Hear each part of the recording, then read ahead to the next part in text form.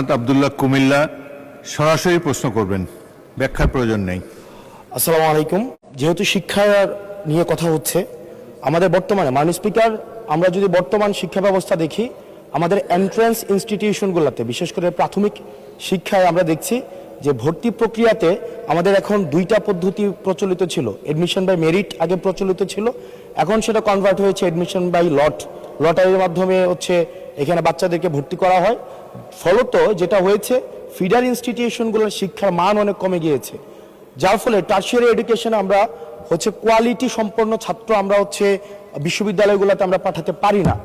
এখন মাননীয় মন্ত্রী মহোদয়ের কাছে আমার প্রশ্ন থাকবে, এই যে প্রাইমারি স্কুলে বাচ্চাদেরকে ভর্তি করানোর ক্ষেত্রে আমরা কি ভর্তি প্রক্রিয়াটা আমরা পরিবর্তন করব কিনা, নাকি এই যে এডমিশন বাই লটারির মাধ্যমে আমরা নিব এবং মেরিটকে আমরা হচ্ছে সবসময় হচ্ছে দমায় রাখবো, নাম্বার ওয়ান।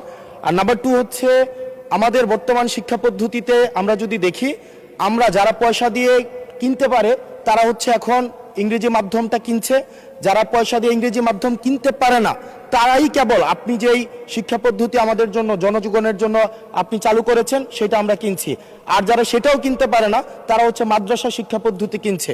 আপনার কাছে প্রশ্ন যে আমাদের বর্তমানে একটা দেশে এই তিনটা শিক্ষা পদ্ধতি যেটা অর্থনৈতিক অবস্থার উপরে নির্ভর করে চলে, এই তিনটা শিক্ষা পদ্ধতি জিয়ে রেখে আপনার কি মনে হয় যে আপনি একটা ইনক্লুসিভ শিক্ষা পদ্ধতি নিয়ে আমাদের দেশটাকে আগায় নিতে পারবেন? ধন্যবাদ।